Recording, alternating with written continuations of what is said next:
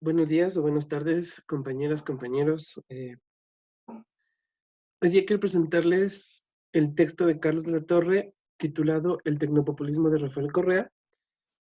Él parte planteando esta pregunta, ¿no? ¿Es compatible el carisma con la tecnocracia?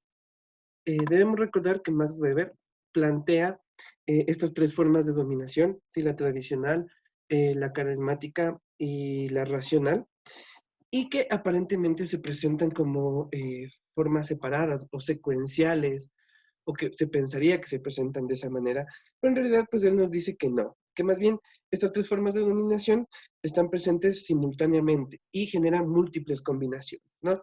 Que nos lleva a plantear, o que Carlos de la Torre nos lleva a plantear, que en realidad tanto el carisma como la tecnocracia, o sea, estas formas de dominación, eh, no son opuestas entre sí. Y como decía hace un momento, presentan múltiples combinaciones que de alguna forma Carlos Latorre irá planteando que en el periodo de gobierno, o en estos periodos de gobierno de Rafael Correa, se vivirá de alguna forma esta, eh,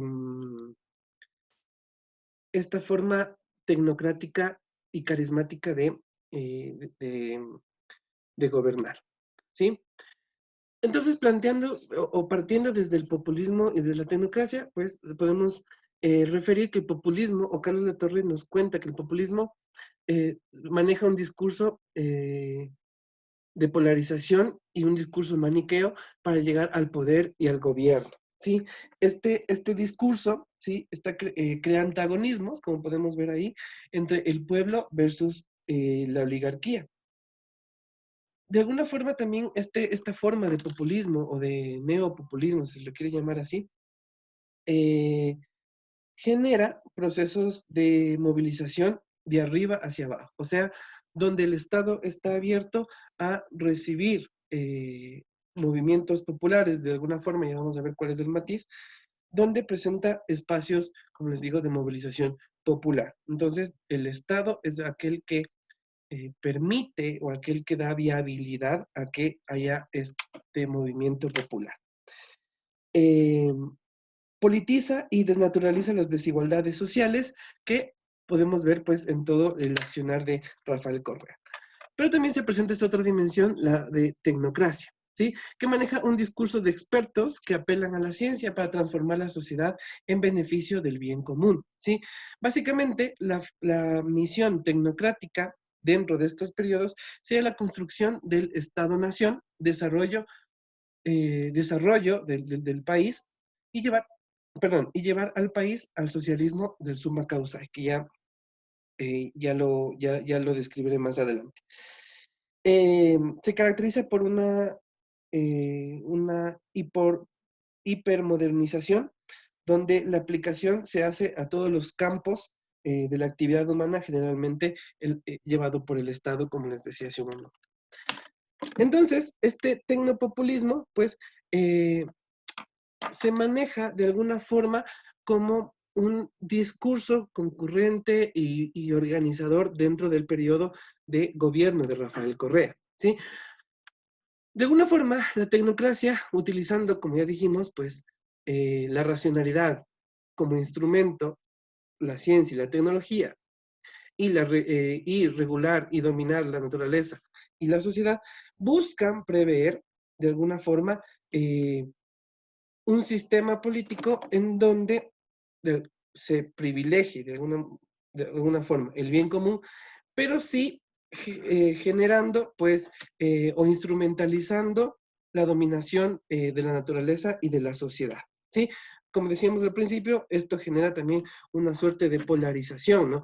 En donde la idea de el líder se vuelve extremadamente importante, ¿no? En este periodo, pues Rafael Correa se presenta como el líder, de alguna forma para sí mismo, como veíamos dentro de los neopopulistas, personifican el poder, ¿no? Entonces, Correa se presentará pues como el Mesías, como el Salvador, o estos líderes de los neopopulistas se presentarán como Salvador, ¿no?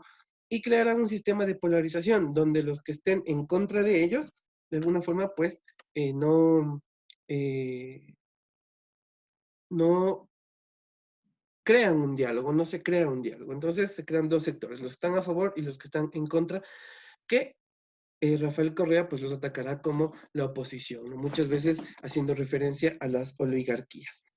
Eh, esta forma tecnocrática, ¿sí? De regulación también, de instrumentalización y regulación de la dominación de la naturaleza y de la sociedad, pues no entraría de alguna forma dentro de la perspectiva de Weber, ¿sí? Que dice que el carisma apela a los sentimientos y a las pasiones como irracionales. En realidad se intenta tomar estas pasiones y estas irracionalidades, según Weber, y transformarlas para que se contemplen como razonables, ¿ya? Y como un discurso en donde se utilice a las personas como punto de partida o como, como parangón de una práctica o de una estructura política, ¿sí?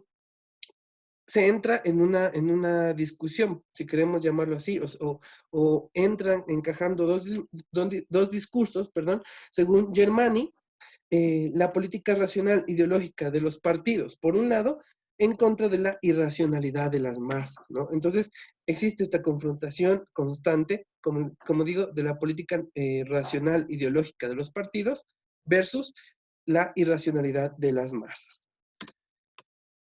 Eh, los tecnócratas, perdón, como ya se dijo hace un momento, tendrán la misión de construir el Estado-nación, desarrollo y llevar, de alguna forma, en este neopopulismo, por ejemplo, en países como Bolivia, en Ecuador mismo, a un socialismo de suma causa, ¿sí?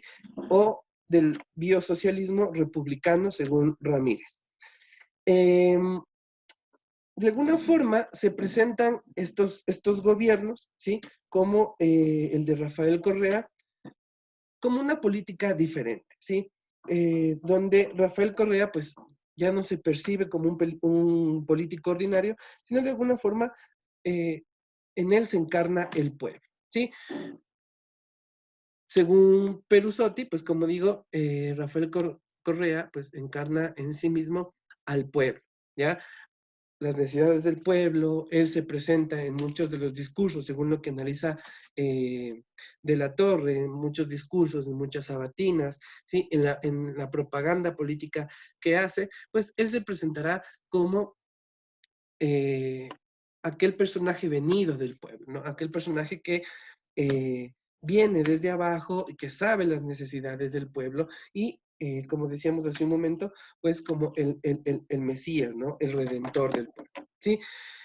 La política que él manejará, o más bien la ideología que su gobierno manejará, es como decía, pues llevar al país a un socialismo del summa causai, un socialismo también del siglo XXI, en cuanto pues se entiende el summa causai como una relación armoniosa entre, lógicamente, el ser humano, entre la comunidad y el cosmos, ¿no? Una relación armoniosa con la naturaleza y con el entorno, ¿no? Con todas las personas.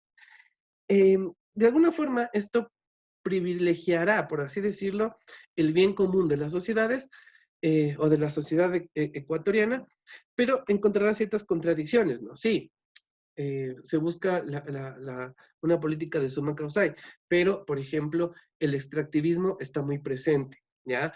Se buscará eh, una convivencia armoniosa, ¿sí? Con las personas y se hará una polarización de las personas que están en contra de él, de muchos grupos de indígenas, de grupos ecologistas, de grupos, digamos así, como él los nombra, de izquierdas radicales o de derechas radicales, ¿sí? Eh, Agrupa un selecto grupo de colaboradores técnicos, ¿sí? Por ejemplo, las empleadas, donde la política populista deviene en un elitismo. Esto es muy importante rescatarlo, ya que efectivamente todos los colaboradores de Rafael Correa, según lo que nos presenta de la Torre, pues eran personas, por así decirlo, de élite académica, ¿no?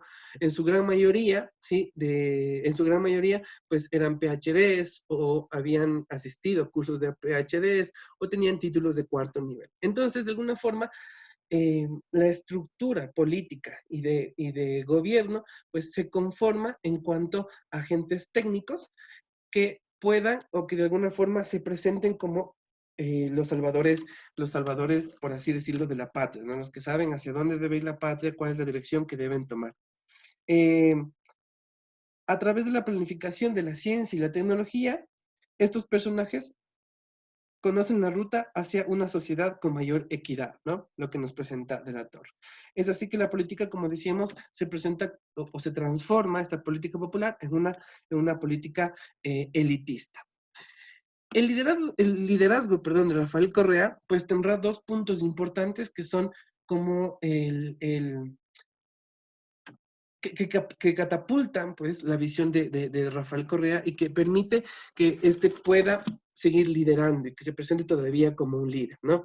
Por un lado tenemos las campañas permanentes, sobre todo campañas en cuanto se presentan en medios de comunicación, que son lógicamente carismáticas, que son del pueblo. Podemos ver a Rafael Correa salir en bicicleta, a la madre de Rafael Correa pues hablar de los sueños que él tenía cuando era niño, en muchas, por ejemplo, lo que nos presenta De la Torre, en muchas propagandas, en muchos comerciales que se generan del periodo de Correa, pues se lo presenta como persona luchadora, aquella persona que fue desde muy pequeño líder, etcétera, etcétera. ¿Sí? Y por otro lado tenemos los enlaces ciudadanos todos los días sábados, que hacen, ¿no? Las famosas sabatinas. Esto que genera el hecho de que él pueda directamente vincularse de alguna forma con el pueblo, ¿sí? Sin intermediarios. Lógicamente, debemos rescatar que el pueblo de alguna forma no tenía, no tenía acceso directo a hablar con él, de alguna forma, ¿no? Las sabatinas sí estaban construidas en torno a que él pueda conversar con la gente, presentar su propuesta, presentar lo que hacía, ¿sí? Por eso Rafael Correa se presenta como el Mesías, que habíamos dicho, ¿no? Como aquel persona que sale del pueblo y que de alguna forma, pues, es el salvador, ¿no? Es el líder salvador, carismático, ese héroe de la patria, ¿no? Por otro lado, también se presenta como este catedrático. En las sabatinas que mencioné hace un momento, las hacía muy didácticas. En cuanto presentaba en informes lo que habían hecho durante la semana, eh, interactuaba de alguna forma con la gente con preguntas muy cerradas de sí o no. Lógicamente presentaba argumentos o frases o ideas en contra de lo que él llamará las oligarquías o los grupos de élite, de esa otra élite, pues que no es la élite tecnocrática que él maneja. Eh, Presentará estadísticas, como digo, será muy cercano a la gente, él cantará, él bailará, como podemos ver en la imagen que está ahí presente, ¿sí? Entonces, esto ejercerá una suerte de política tecnócrata post-neoliberal. Lógicamente, él, al inicio de su gobierno, se presentará como aquel salvador, por así decirlo, de la patria, el cual está en contra de políticas pues neoliberales que hasta el momento se había asumido el país y que hasta el momento pues habían presentado los líderes, bueno, líderes anteriores. ¿Sí? Entonces él se presentará y todo su plan de gobierno y todas las personas que lo rodean como una política post-neoliberal. ¿Sí? Como les decía, pues intentando implementar esta cosmovisión del pueblo indígena, de la cosmovisión andina, del Summa Causai en sus prácticas políticas.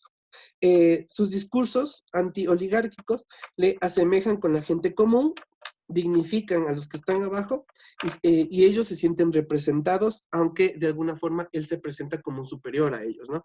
Carlos de la Torre nos describe cómo funcionaban las sabatinas, efectivamente como una cátedra donde el profesor, en este caso Rafael Correa, estará en una base superior a la gente, él viendo a la gente, todos por debajo y aclamándolo, ¿no? Como ese líder carismático que habíamos dicho. Pero él también, en este afán de polarización, sí presenta eh,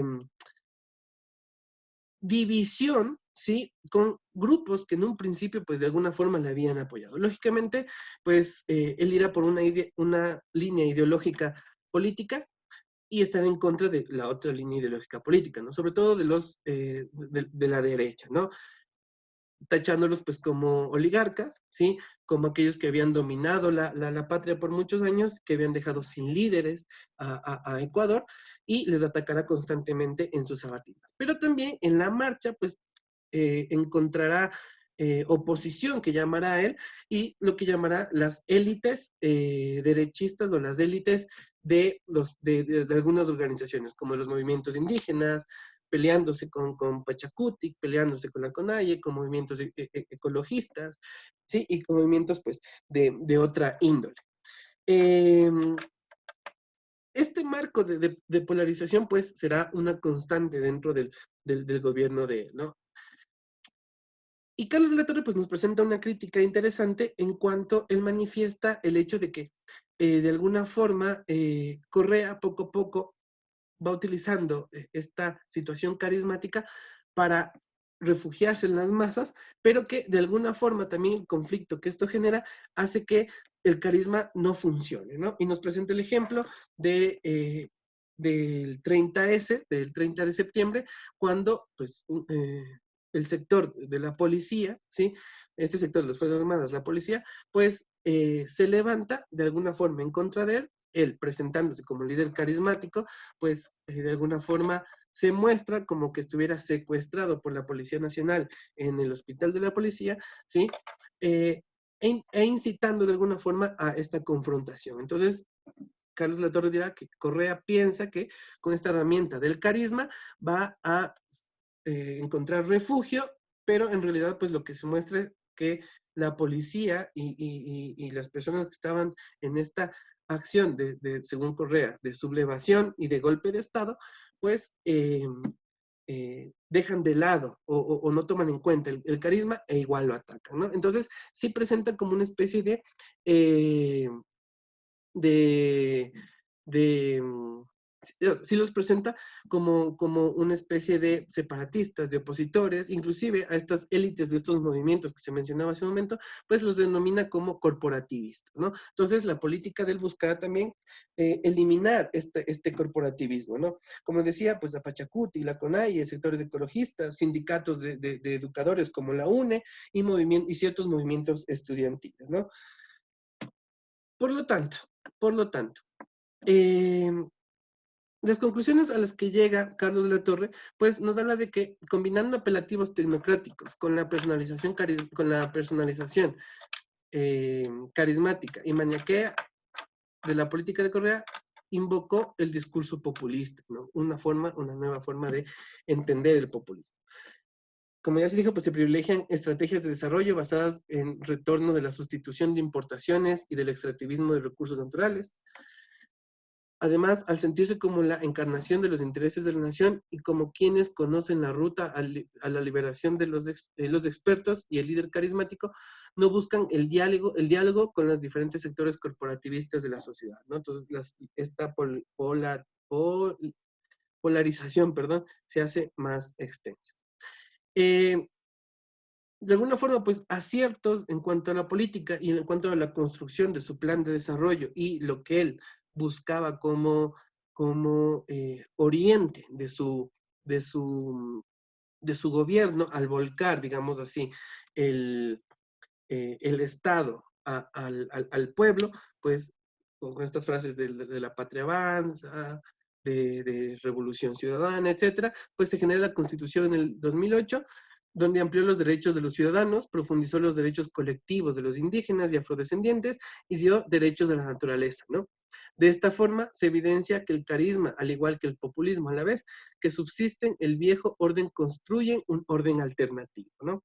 Por otro lado, el líder carismático no se siente atado a reglas o instituciones, y él es el que personaliza el Estado, personifica de alguna forma el Estado.